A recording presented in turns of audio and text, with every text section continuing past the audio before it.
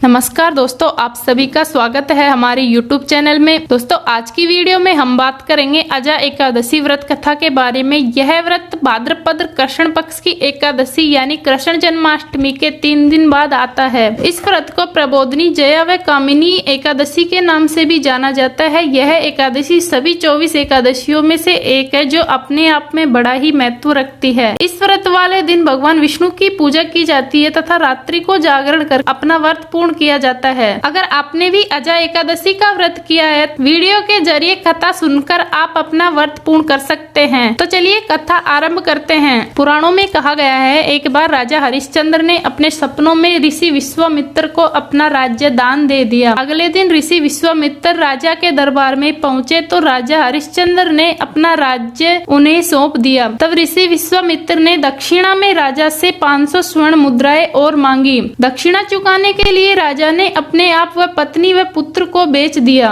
राजा हरिश्चंद्र को एक डोमने खरीदकर उसे शमशान में नियुक्त किया और कहा, जो भी इस शमशान में शव लेकर आए तुम उससे कर लेना। राजा को यह कार्य करते हुए कई वर्ष बीत गए। एक दिन उनकी भेंट ऋषि गौतम से हुई तो ऋषि गौतम ने राजा की इस हालत का कारण पूछा तो राजा हरिश्चंद्र ने आप बीती सुनाई। राजा की यह बात सुनकर ऋषि गौतम बोले, हे राजन, यदि तुम अपने सभी कष्ट दूर करना चाहते हो तो तुम अजा एकादशी का व्रत शुरू कर दो। और यह कहकर ऋषि गौतम तो चले गए। राजा हरिश्चंद्र ने यह व्रत करना आरंभ कर दिया। राजा को यह व्रत करते हुए कई वर्ष बीत गए। इसी बीच राजा के पुत्र रोहितास का सांप के काटने से निधन हो गया। जब उसकी माता तारा पुत्र का अंतिम संस्कार करने हेतु शमशान पर आई तो राजा ने उससे कर मांगा, किंतु तारा के पास कर देने के लिए कुछ भी नहीं था। तो उसने अपनी चुनरी का आधा भाग देकर शमशान का कर चुकाया। इसके बाद वह अपने पुत्र की चिता को अग्नि देने के लिए जैसे ही आगे बढ़ी तो आकाश में अचानक बिजली चमकी और भगवान विष्णु प्रकट होकर बोले, हे राजन, तुमने सत्य को अपने जीवन में धारण करके एक उच्चतम आदर्श